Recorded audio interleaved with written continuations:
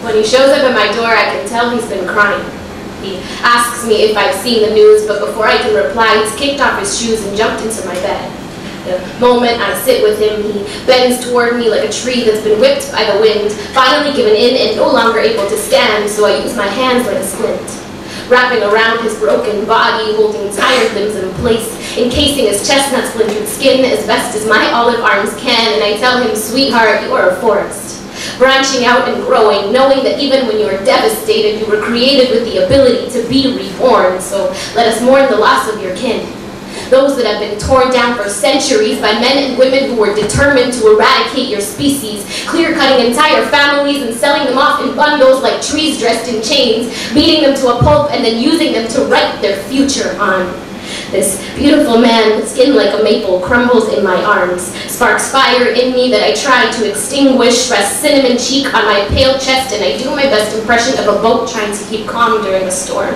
My hands swap the deck of his cheekbones while we mourn the deaths of those souls we never got a chance to meet, keeping far too many open tabs in our minds and still unable to find an answer as to why the justice system that was set to serve and protect neglects entire races. His breath becomes reckless windsong. Muddy eyes, puddles I long to dive into, thick hair, all too familiar to my fingertips, lips like graves, resting places, making me feel like I could be still for all of eternity if he'd be on the other end. We lay in bed like fallen trees that don't give a fuck that no one else is around, because we know we're loud enough to be heard. I catch my tears before they land on his skin like rainfall, stopping them from alerting him that I am hurting too, because I have to be strong for us.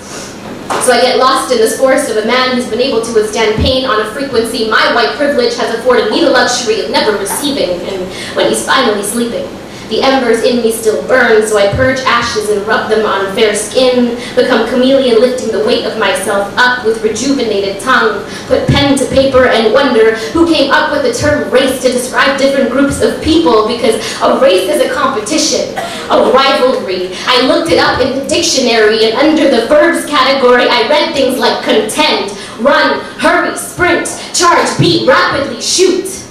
But I guess it's kind of accurate, because at a race, someone always loses.